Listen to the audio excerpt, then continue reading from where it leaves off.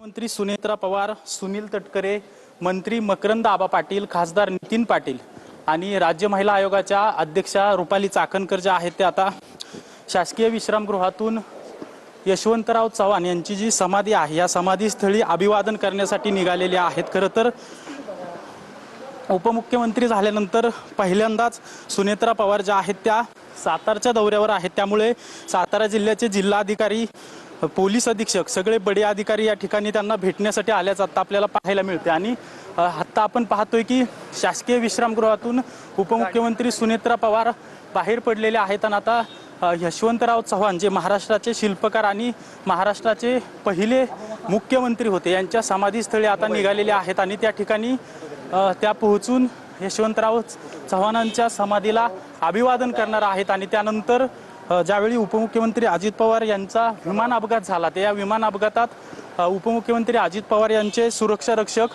विदीप जाधव यांचा देखील दुःखद निधन या अपघातात झालं होतं। त्यांच्या घरच्यांना भेटून उपमुख्यमंत्री सुनेत्रा पवार ज्या आहेत त्या सांत्वन करणार आहेत।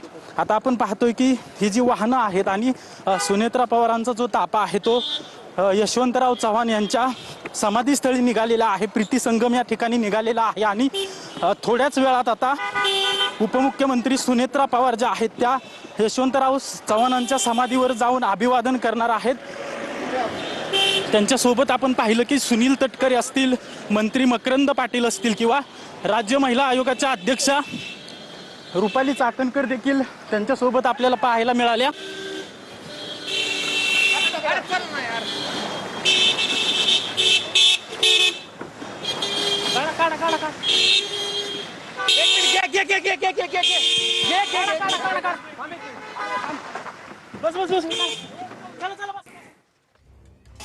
तर आपण पाहतोय या ठिकाणी सुनेत्रा पवार प्रीती संगमाकडे रवाना झालेले आहेत। सुनेत्रा पवारांचा ताफा प्रीती संगमाच्या दिशेनं निघालेला आहे।